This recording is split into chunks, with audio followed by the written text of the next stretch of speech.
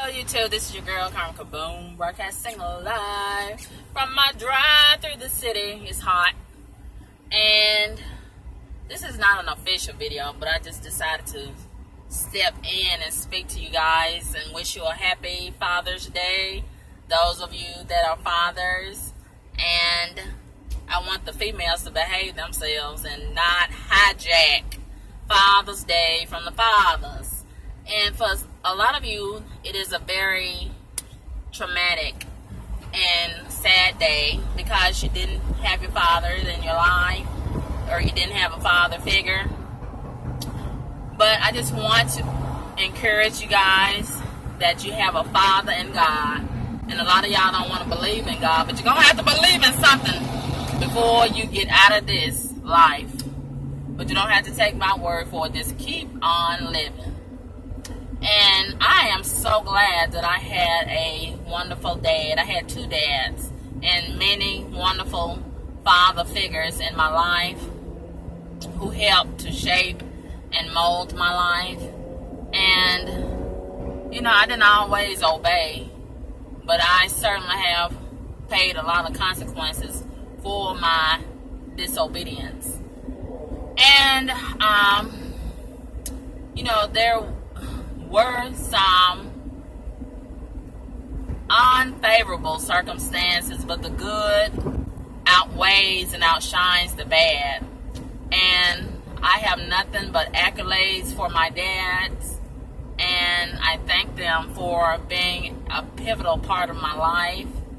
And to thank them, I would like to also thank them for squirting that seed in my mom and reproducing the marvelous and shining star that you see in front of you. And God is not through with me yet. Right. And I want to say that I have many favorite stories and memories of my dad's, but the dad that I was told was my biological dad, I'll start with him first. The most favorite memory that I have of my dad is one day we were sitting on the porch in front of his house, and he was always telling me stories and reminiscing. I guess that's where I get it from now when I tell y'all different stories. I love doing that, and maybe I got it from him. I inherited it from him maybe, but he was telling me, you know, different stories and reflecting and just talking about the days ahead. You know, he was saying that he may not be here with me, and he was telling me, you know, the things that he's seeing at the time.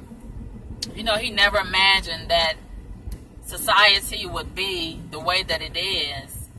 And, you know, this society is not the world, it's the people, it's the spirits in this world that makes it really challenging to be here. And today I was thinking, you know, my heart was heavy because of the Philando Castile situation. And I know a lot of y'all are probably wondering why I haven't said anything, because I'm too emotional. And I try not to get on camera when I'm feeling like this, when my heart is really heavy and I'm really emotional, because I don't want to do a lot of crying on camera. I don't want to do that. And I don't think I'm able to get on camera and speak on this without crying, so I won't do it. And I just feel like I need to take some time away for a few days to get myself together mentally, because there's so many things out here in this world that are weighing me down.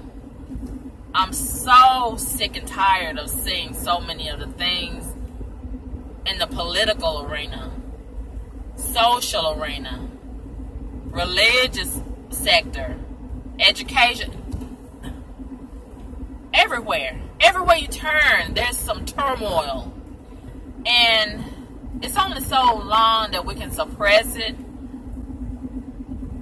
Sooner or later, we got to deal with a lot of this stuff. And it's very much an inconvenience. And I was just thinking this morning, if I wasn't as strong as I was, Now listen to me good, because somebody is going to just hear what they only want to hear instead of hearing what I said. Now listen to me very slowly so you can get everything that I'm saying and not just pick the part out that you want to hear, please. If I wasn't as strong as I was, and if I did not have God in me, and I did not know God as my personal Savior, and I did not lean and depend on God, I would try to take myself out of here. I really would. And I promised God when I was 19 years old, when I tried for the last time, I tried several times before, starting when I was 5 years old up until I was 19. I tried several times, several different ways to get the fuck out of here. And the last time when I was 19, I said, fuck it. I guess I'm a failure at committing suicide, or it's just not meant for me to do it. So I just said, fuck it. I'm going to stay here and deal with it and let God take me out whenever he gets ready. And so it is. And, you know, this is why when so many people commit suicide, I'm not advocating, but I clearly understand. I clearly do understand. Because this society can be a motherfucker to deal with a lot of times. And, you know, I remember the last time I tried to commit suicide, my sisters was telling me, you know, how sad he was and he was so concerned about me. But he never came to the hospital. I think it hurt him too bad, and he didn't want to see me in that condition. And I think to a certain degree, him and my mom both felt like they had failed me. And maybe he didn't want to engage with my mom at the hospital. And maybe my mom didn't want him to come. She didn't want to see him either, because that would have created a whole nother set of problems. But he was relaying messages to me through my sisters, and, you know, he was letting me know he was concerned about me, and he was really worried. And I could tell that it was genuine. And I didn't hold it against him that he didn't come to the hospital, because I didn't want him to come either. I didn't want him to see me like that. And I remember him telling me that on the porch, this particular scenario, my fondest memory of him, we were sitting outside talking, probably on a day like today, a Saturday. That's usually when I would go and visit him, or he would come and visit me every other Saturday. And he'd be listening to the radio, usually listening at Minister Farrakhan in the evening, around 6 or 7 o'clock in the evening. And we'd listen together, and he'd pat his knee whenever Minister Farrakhan would say something really, really good, and it sparked something inside of him. And I remember he told me, and I was really listening and just soaking in every ounce of words that he spoke, as I usually would do when he wasn't drunk. I didn't really want to listen at him when he was drinking and drunk. And he said, if you could see people for who they really are, it would probably scare you to death. But he said most people wear a mask. Most people do not show you who they really are. And if you could see them for who they really are, it will probably scare you to death. And that stayed with me. It has stayed with me like it was fresh off of his lips a few moments ago. I never have forgotten about it. And I never will forget about it. And it's so true. It's so true. And, you know, that's why it's so hard for me to maintain relationships with a lot of people, because so many people put on a facade, and it's only so long that they can keep up with appearances of that facade, their representation, before they reveal who they really are. And a lot of times, the person who they really are is someone who I don't want to be around. I don't want to be associated with. And, you know, I just cannot deal with a lot of different people, because a lot of the percentage of people in this society is rotten to the core. And that's the truth. And a lot of people don't want to admit that they are not shit. They don't want to admit it. But they really are not shit. And I try to keep my distance. And even on the internet, energy does not lie. I can feel the energy of a lot of people that I interact with on the internet. And I know who's real and who's fake. But I carry on. But it's only so long that I'll deal with them, even in that capacity. You know? Just like one particular person I'm thinking about blocking again. And because I don't even want to go into that. I'm feeling disgusted enough as it is. But my other dad, who is rumored to be my dad, my most fondest memories of him is him always coming to get me and ride me around with him. And usually I'd be sitting in the middle and between him and his wife. And I oftentimes wonder now if she knew that I was his child. I think she knew. But you know, back in the day, a lot of wives were submissive to their husbands, and you know, they would keep secrets and they know things, but they wouldn't speak on it. And man, I think she had to be a real strong woman to deal with that. You know, a lot of women wouldn't be as strong, and she kept her family together. And you know, it is what it is. And man, my most fondest memory of him, like I said, is him riding me around. And he was always giving me snacks and treats and stuff. And I guess that's why I really like snacks and sweets and stuff now. And that really helped form my addiction to sweets and sugar. Him and my mom, there was always, and my other dad, there was always giving me snacks and sweets and cookies and sodas and all that stuff. And I loved every bit of it. I loved every bit of it. And if that wasn't enough, the women at the church, the older women at the church, was loading me up with all that stuff.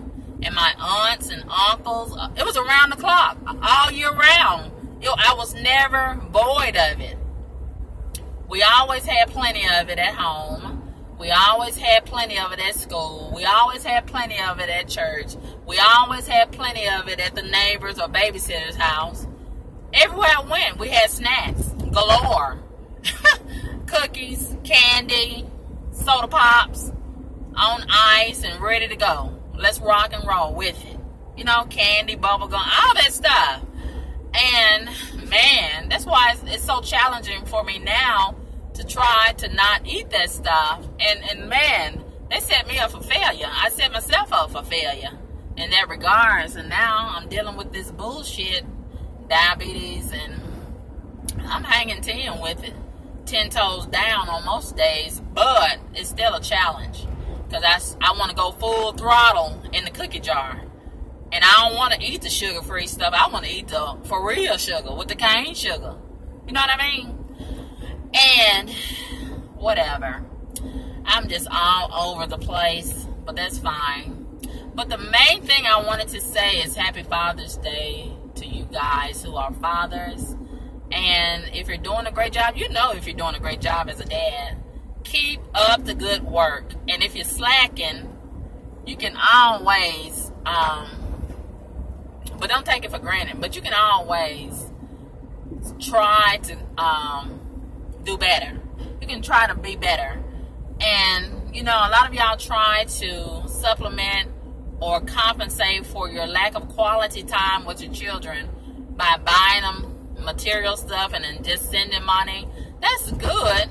That's good. But most of all, I think children really appreciate most is your time. And that's what I value. That's what I just got through telling you. I didn't tell you that my funnest time was my dad giving me money or giving me cookies and all that stuff. I enjoyed the time. That's what I remember most. And I thank God that even though we had a scattered family situation, the dynamic wasn't traditional or as it, could have been, or what we would have liked it to be. We did the best that we could with what we had to work with. And I thank God that they put in the effort to acknowledge me and to love me, to claim me, and to help guide and direct me. And those lessons that they instilled in me, they haven't gone anywhere. They haven't gone to waste. They haven't been in vain. And I'm still growing. I'm still learning. But they help to set the stage. They help to build the foundation. And I am so grateful for that. I'm so grateful for that. And that's why I don't deal with a lot of lousy guys, because I had some marvelous examples of what real, solid, quality men are supposed to be and are. I know what a quality man looks like. I know what a solid man feels like. I know how he moves. I know how he operates. I know how he sounds, and I will not settle for less. And that's why my so-called husband, I struggle with calling him a husband. I struggle with it because, even though he's real good for the most part, now he slacks a lot of times, and I have to stay in his little narrow ass a whole lot of times, and I'm sick of that. But for the most part, he tries, and he does come through financially. But, in these last years, it's been like a pull. I'm having to pull. And he knows what I need. I should not have to ask him. He knows every fucking week what I need. As long as I'm alive, I need soap. I need food. I need water. I need shelter. I need fucking gas in the vehicle. I need a vehicle. I need another wig. I need to go to the hair. All that stuff that he needs. Sure, I need it too. But in a feminine version. But he feels like, okay, we did that last week. Well, hell, this is a whole nother week. It has to go on. It has to go down every fucking week. I have to have fucking soap every fucking week. I have to pay bills every fucking month or every week or every other week. This is consistent. And that's what I need, consistency. And that's what I'm used to as far as what I'm coming from in my family. Consistency from the male figures.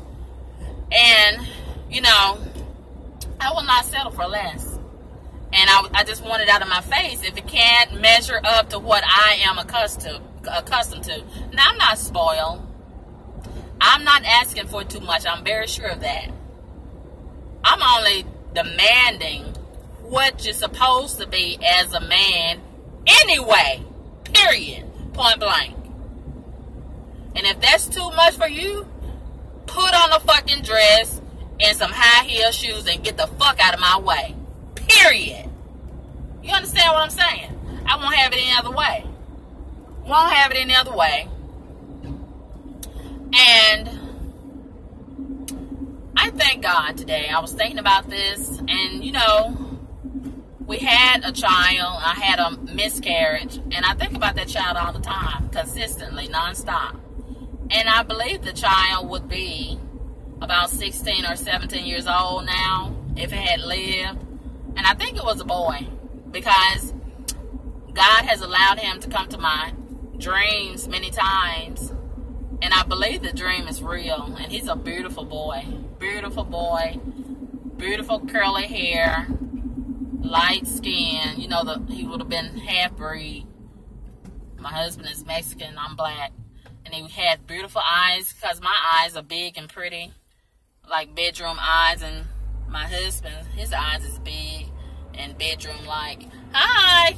I was supposed to go first. You was tearing along. He looking at me because I had the nerve to go, you know, at the four-way stop. It's always a fight at the four-way stop. Everybody knows how to maneuver at the four-way stop, but everybody try to act like they don't know. But so when they tarry, I go ahead and step on the gas, honey. I ain't got time to figure it out. And they figure it out and all this. You know what you're supposed to do. I was there first. You came up after me.